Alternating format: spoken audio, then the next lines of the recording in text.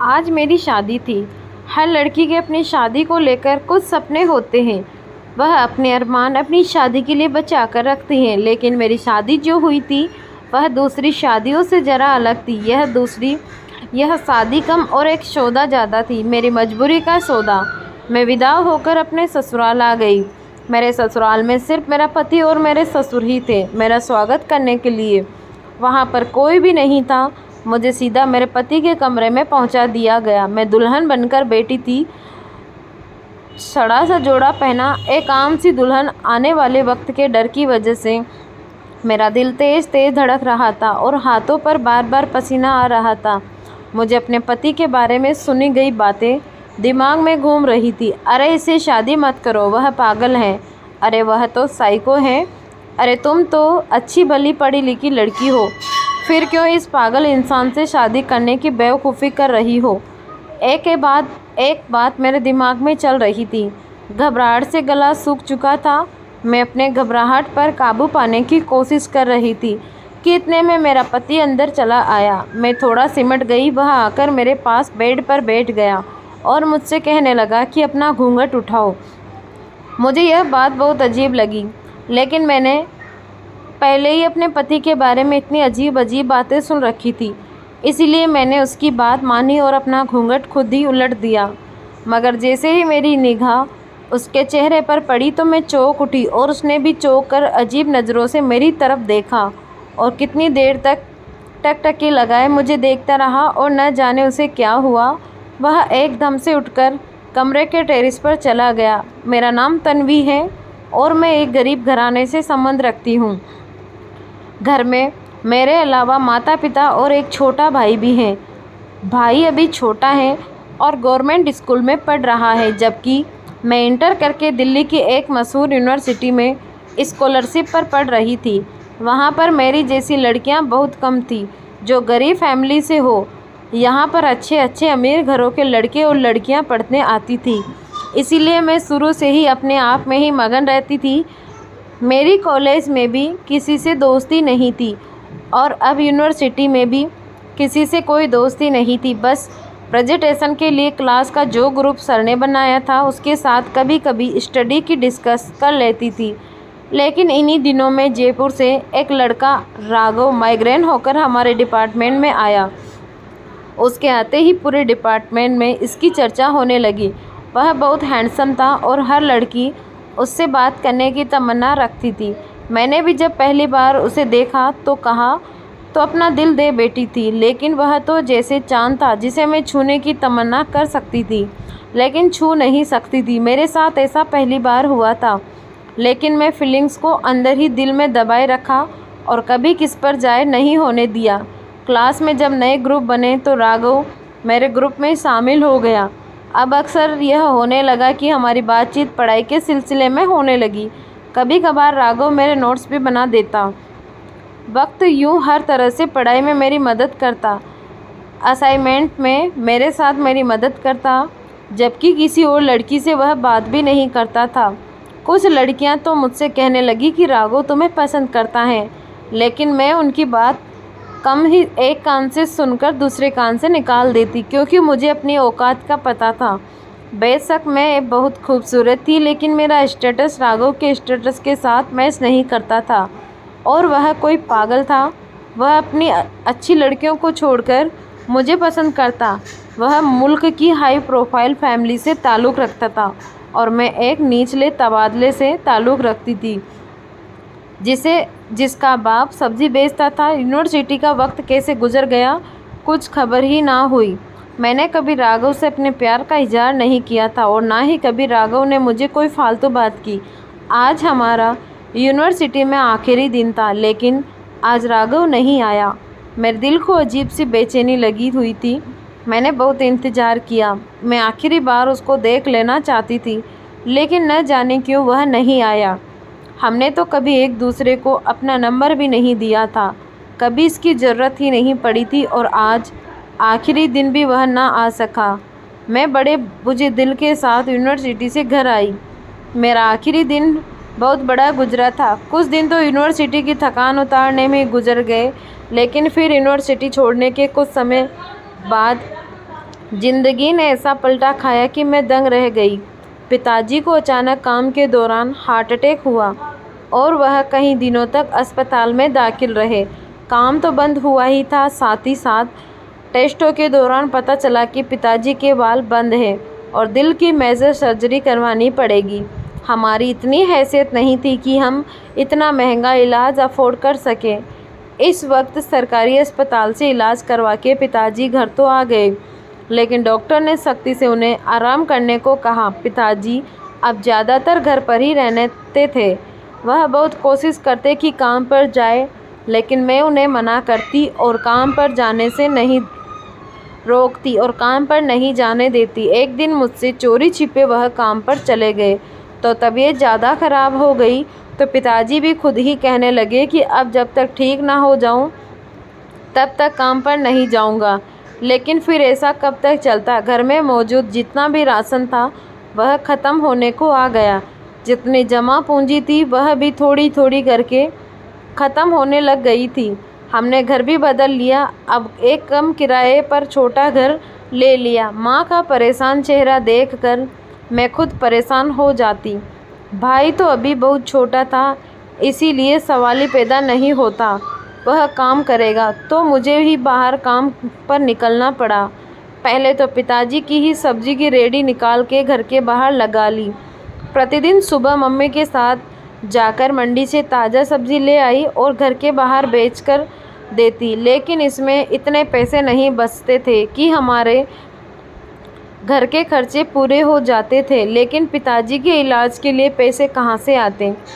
इसीलिए मैंने एक फ़ैसला किया और माँ को इस बारे में बताया। माँ ने मुझे बहुत मना किया, लेकिन मैं अपनी बात पर अड़ी रही और मैं पिताजी से इजाज़त ले ली। इजाज़त देते हुए पिताजी का दिल भी बहुत भारी हो रहा था, क्योंकि उन्होंने मेरे लिए कुछ और ही सपने देखे थे और अब एकदम हालात के पलटने की वजह से वह सब कुछ अधूरे रह गए। पिताजी की परमिशन मिलते ही मैं अगले ही दिन अलग अलग जगह पर नौकरी के लिए अप्लाई करना शुरू कर दिया।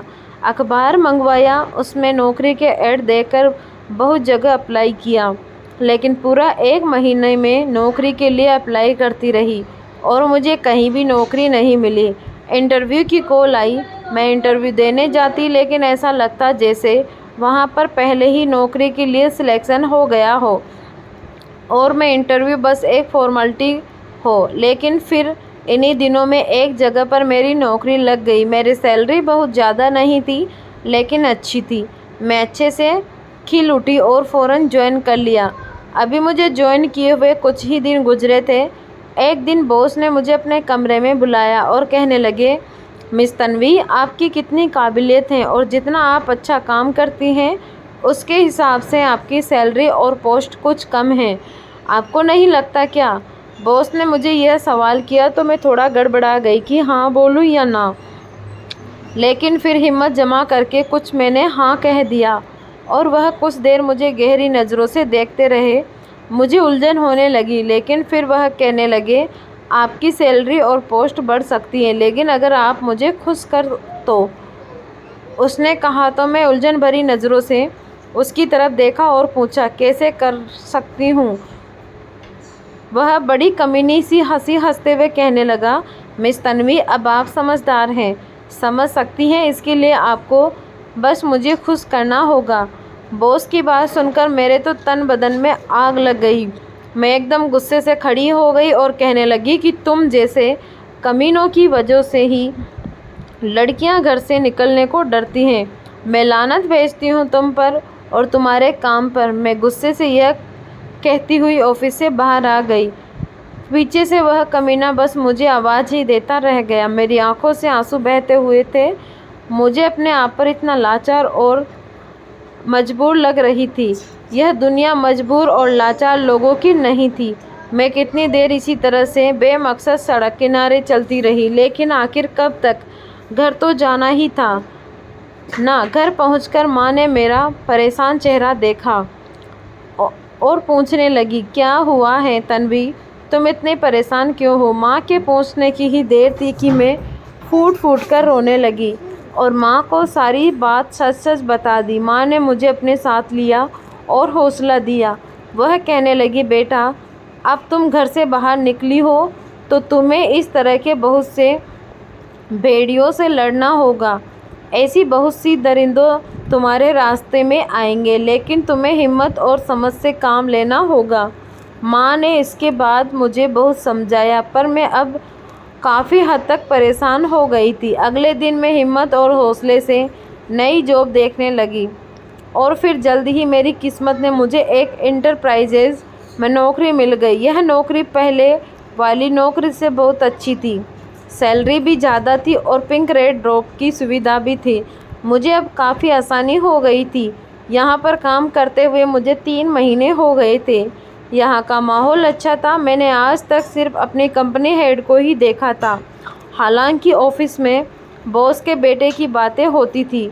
कोई उसे पागल कहता था तो कोई दीवाना कहता, कोई साइको कहता, लेकिन मैंने अभी तक आज उसको नहीं देखा था। शायद वह ऑफिस आता ही नहीं था।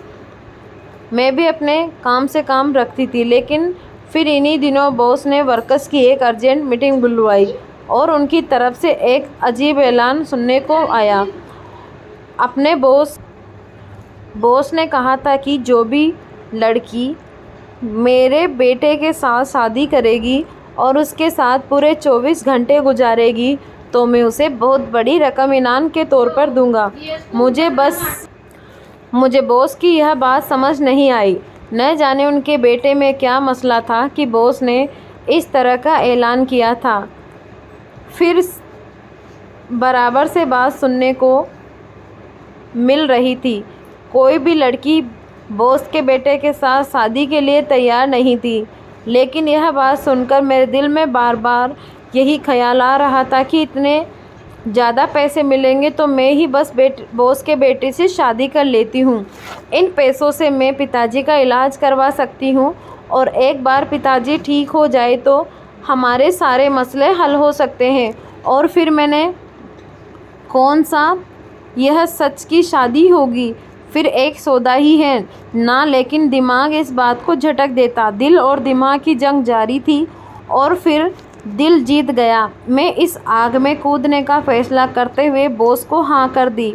मेरी बात सुनकर बॉस बहुत खुश हुए और इस वक्त बॉस ने रविवार का दिन शादी के लिए तय किया गया। मैं घर आकर माँ से बात की तो माँ तो बात सुनकर बहुत शौक हुआ। वह मुझसे खफा हो गई। पिताजी का भी रवैया माँ से अलग ना था। दोनों ने मुझे इस काम को करने से मना कर दिया, लेकिन मैं कब का तय कर चुकी थी। और सबसे बड़ी बात, मुझे उन पैसों का लालच था जिसे मैं पिताजी का इलाज करवाना चाहती थी। इसके अलावा मुझे और कोई ऑप्शन भी तो नज़र नहीं आ रहा था। माँ पिताजी 1-2 दिन नाराज़ रहे, लेकिन फिर मुझे समझाने बैठ गए। लेकिन अब मैं समझाने के हादसे से निकल चुकी थी, इसीलिए मैंने उनकी बात नहीं मानी और रविवार का दिन आ चुका था। सादा सा फंक्शन में हमारी शादी हो गई। मैं अभी तक अपने पति का चेहरा नहीं देखा था, लेकिन उसका नाम सुनकर मैं चौंक जरूर गई थी। लेकिन उसके नाम की तो बहुत से लोग होते हैं। अब वह मोहित तो बिल्कुल नहीं हो सकता। उसके आने से तो दिल धड़क जाता था, लेकिन जबकि यह तो न जाने कौन सा पागल और साइको में मैं विदा होकर ससुराल आ गई। अभी जब मैं कमरे में तुम्हें देखा तो मेरी हैरत की सीमा ना रही। अपनी कहानी सुनाते हुए मैं मोहित की तरफ देखा और बड़ी गहरे और प्यार भरी नज़रों से वो मुझे ही देख रहा था। मैंने शर्माते हुए सर झुकाया था, लेकिन फिर उसने पूछा कि तुम्हें क्या हुआ है, क्यों तुम ऐसे साइको होते जा रहे हो, क्यों तुम्हारे बारे में ऐसा मशहूर है। मेरी बात सुनकर मोहित ने गहरी सांस ली और कहने लगा, मैं जब जयपुर से माइग्रेट होकर दिल्ली यूनिवर्सिटी में आया तो यहाँ के डिपार्टमेंट में इंटर होते ही मेरी पहली नज़र तुम पर पड़ी थी। तुम एक तरफ बेंच पर बैठी अपने कुछ नोट्स तैयार कर रही थी। इन सब मॉडल और फैशन की मारी लड़कियाँ जिन्होंने मेकअप करके खुद को केक फैक्ट्री बनाया हुआ था, और तुम इनसे बिल्कुल अलग नज़र आ रही थी। तुम्हारा चेहरा हर तरह से मेकअप से पाक और बहुत प्यारा लग रहा था। तुमने दुपट्टा ओढ़ा हुआ था और बहुत सीधी शादी प्यारी लग रही थी। मैं कुछ पल बस तुम्हें देखता रहा। ऐसा नहीं था कि मेरी ज़िंदगी में पहले लड़कियां नहीं आई थी, लेकिन वह सिर्फ वक्त गुजारने के लिए थी। लेकिन तुम्हें देखकर मैं पहली नज़र से ही मोहब्बत का शिकार हो गया और मैं वहीं खड़े खड़े फैसला कर लिया कि मैं सिर्फ तुम ही से अपनी पत्नी बना लूँगा। और यह सोच आते ही एक सुकून सा दिल में उतर गया। मुझे तुम्हें देखना, तुमसे बात करना अच्छा लगने लगा। इन्हीं दिनों में पापा की तरफ से मुझे शादी का प्रेशर पड़ने लगा। दरअसल दिल्ली से पापा ने बुलाया ही इसीलिए था। मैंने उन्हें तुम्हारे बारे में बताया, लेकिन स्टेटस के फोर की वजह से पापा ने मुझे साफ साफ इनकार कर दिया और तुमसे मिलना भी गवा कर दिया। उन्हें तुम्हारी काबिलियत और तुम्हारी खूबसूरती से कोई मतलब नहीं था। वह पहले अपने ही जैसे किसी बिजनेस क्लास फैमिली में मेरा रिश्ता तय करवाना चाहते थे, जिससे वह अपने बिजनेस को चार चांद लगा सकते। मैं उनसे बार बार मना करता रहा, लेकिन उन्होंने मेरी एक न सुनी और एक जगह पर मेरा रिश्ता तय कर दिया। मैं इसीलिए आखिरी दिन यूनिवर्सिटी नहीं आया था। मुझे पता था कि तुम मुझे पसंद करती हो, लेकिन मैं आखिरी दिन तुम्हारी और उम्मीद नहीं तोड़ सकता था, इसीलिए मैं यूनिवर्सिटी नहीं आया था। पापा ने मेरी मंगनी बहुत धूमधाम से कर दी थी। मैंने पापा की मर्ज़ी के आगे सर तो झुका लिया था, लेकिन उसके बाद मैं चुप चुप रहने लगा था। मेरी मंगेतर अक्सर मुझे बाहर ले जाने के लिए आती, मुझे महंगे महंगे गिफ्ट देती, वह मेरे साथ वक्त गुजारना चाहती थी, लेकिन मुझे यह सब बिल्कुल अच्छा नहीं लगता था। मुझे बार बार तुम्हारा ख्याल आता और फिर एक दिन मैं यूनिवर्सिटी के क्लर्क डिपार्टमेंट से तुम्हारे घर का पता निकलवाया और तुम्हारे घर भी गया, लेकिन वहाँ से पता चला कि तुम लोग तो घर छोड़कर जा चुके हो। मैं बहुत नाउम्मीद हो गया था। अब इतने बड़े शहर में मैं तुम्हें कहाँ से ढूंढ पाता। इसके बाद से जैसे खुद से ही उचित हो गया था। इन्हीं दिनों में इसी हालत में मेरा अपनी मंगेतर के साथ झगड़ा हो गया। वह अपने किसी कंसर्ट की पार्टी में मुझे लेकर जाना चाहती थी, लेकिन मेरा बिल्कुल भी दिल नहीं चाह रहा था। इसीलिए मैंने उसे साफ साफ इनकार कर दिया कि वह मुझे बार बार तंग ना करे। उसको मेरा इनकार बहुत बुरा लगा और उसने अपने पापा से मेरे बर्ताव के बारे में शिकायत कर दी। उसके पापा ने मेरे पापा से बात की और घर में एक तूफ़ान उठ गया। पापा ने पहले तो मुझे बहुत भला बुरा कहा, फिर पापा ने मुझे साफ साफ वार्निंग दे दी कि मुझे उस लड़की से माफ़ी मांगनी होगी और अपना बर्ताव ठीक करना होगा, वरना उनके बिजनेस को भी नुकसान होगा और हमारे रिश्ते को भी। लेकिन मेरा ऐसा कोई इरादा नहीं था। मैंने ना तो उस लड़की से माफ़ी मांगी और ना ही अपने रिश्ते को ठीक किया। इसके नतीजे में हमारी मंगनी टूट गई। पापा मुझ पर बहुत गुस्सा हुए। फिर पापा ने एक और जगह मेरा रिश्ता पक्का कर दिया और मुझे उस लड़की से मिलने जुलने के लिए कुछ समय दिया गया। पापा चाहते थे कि हम एक दूसरे को समझ जाएं और फिर जल्दी वह हमारी शादी पक्की कर दे, लेकिन मैं 20 सिर्फ घर ही पड़ा रहता। मेरा दिल नहीं करता था कि मैं कहीं बाहर जाऊं। पापा मुझे बहुत डराते धमकाते, अक्सर मुझे समझाते, लेकिन वह मेरी बात मानने को तैयार नहीं थे। कुछ वक्त बाद जब पापा को भी मेरी चिंता होने लगी थी, वह मुझे वक्त देते और मेरे साथ खाना खाने, लेकिन मुझे अब इनके साथ नहीं चाहिए था। जब मुझे इनकी ज़रूरत थी तब तो वह बिज़नेस को जमाने की फ़िक्र में लगे रहते। खैर मेरा यह रिश्ता भी ख़त्म हो गया था। मैंने पापा को साफ साफ कह दिया था कि अभी मेरे लिए कोई रिश्ता ना देखे और ना ही मुझे अभी शादी करनी है, मुझे कुछ वक्त दे। पापा भी शायद इस बात को समझ गए थे, इसीलिए उन्होंने मुझे संभालने के लिए वक्त दिया था। कुछ दिन इसी तरह से गुजर गए। पापा ने एक लौट बेटे को दुनिया से अलग थलग और दुनिया से उछड़ते देखा। उन्हें अच्छा नहीं लगता था। अक्सर वह मेरे दोस्तों को कॉल करके बुला लेते, किसी न किसी बहाने से घर पर, और बुलाते ताकि मैं खुश रहूं, लेकिन मैं इस तौर पर बहुत बहल चुका था और फिर बाद में इस हालत का शिकार होता गया। कुछ दिन बाद पापा मुझसे कहने लगे कि तुम उस लड़की को ढूंढ लो। अगर तुम 1 महीने के अंदर उसे ढूंढने में कामयाब हो गए तो मैं तुम्हारी शादी उसके साथ करवा दूंगा, वरना फिर तुम्हें मेरी बताई हुई लड़की से शादी करनी पड़ेगी। पापा की शर्त मानकर मैं तुम्हें बहुत ढूंढा, तुम्हारे मोहल्ले में भी गया, वहाँ से तुम्हारा नया पता लिया, लेकिन उन्होंने जो पता दिया था वह गलत निकला। तुम्हारे पापा के बारे में मुझे कुछ पता नहीं था, इसीलिए क्या पूछताछ करता। 1 महीना कैसे गुजर गया मुझे कुछ पता ना चला। मेरे पास तुम्हारी कोई तस्वीर भी न थी और ना ही तुम्हारी किसी से कोई दोस्ती थी जिसे मैं तुम्हारे बारे में कुछ पूछता।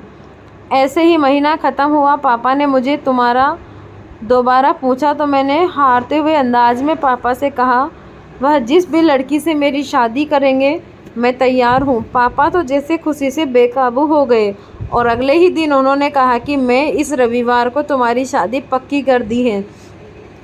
रविवार को तैयार रहना। मैं उस लड़की के बारे में कुछ भी नहीं पूछा, क्योंकि अगर तुम नहीं हो तो कोई और भी हो क्या फ़र्क पड़ता है। रविवार के दिन वक्त पर मैं तैयार हो गया। शादी के दौरान तुम्हारा नाम सुनकर मैं चौंक जरूर गया था, मगर तन्वी नाम की लड़कियां ना जाने कितनी इस दुनिया में होगी, यह सोचकर रह गया। और फिर तुम्हें अपने कमरे में देखकर तो हैरान हो गया हूँ। शायद भगवान हमारा मिलना लिखा था, इस तरह हमारा नसीब जोड़ना था। और देख लो आज हम एक हो गए। मोहित ने यह कहते हुए अपना हाथ आगे लिया और मैंने भी अपना हाथ मोहित के हाथ में रख दिया। अगले दिन सुबह मैं और मोहित बहुत खुशी से रूम के बाहर निकले और जाकर पापा से मिले। पापा हम दोनों को एक साथ खुश देखकर बहुत हैरान हुए और फिर हम दोनों को एक साथ गले लगा लिया। उनकी आंखें भीग गई, शायद वह भी मोहित की इस हालत की वजह से बहुत ज़्यादा परेशानी में थे। अब उसे खुश देखकर उन्हें अच्छा लगा। हम सब मिलकर नाश्ता करने लगे। मोहित मुझे थोड़ी देर बाद हर चीज़ उठाकर मुझे दे रहे थे। मुझे बहुत अच्छा लग रहा था और पापा हैरानी से मोहित को देख रहे थे। सिर्फ मैं और मोहित ही सच्चाई जानते थे। उन्होंने पापा को इस बारे में कुछ नहीं बताया। मैंने और मोहित ने एक दूसरे से वादा किया था कि यह बात हम कभी भी किसी को नहीं बताएंगे कि हम एक दूसरे को पसंद करते थे और मैं वही लड़की हूँ जिसे मोहित शादी करना चाहता था। पापा को भी सच्चाई का पता नहीं था, इसीलिए वह हमें कुछ देखकर बहुत खुश थे कि अचानक मोहित के पापा से कहने लगे, पापा मैं दरअसल आपका धन्यवाद करना चाहता हूँ कि आपने तन्वी को मेरी ज़िंदगी का साथी चुना। इससे बेहतर लड़की मेरे लिए कोई हो ही नहीं सकती थी। मोहित यह कहते हुए उठकर पापा के गले लग गए। पापा की आंखें भीग गई। वह कितनी देर मोहित को अपने सीने से लगाए खड़े रहे। हमारी शादी को लगभग 1 महीना हो गया। यूं ही बैठे बैठे मुझे मोहित की माँ का ख्याल आया तो मैं उनसे पूछ ही लिया, मोहित आपकी मम्मा कहाँ है?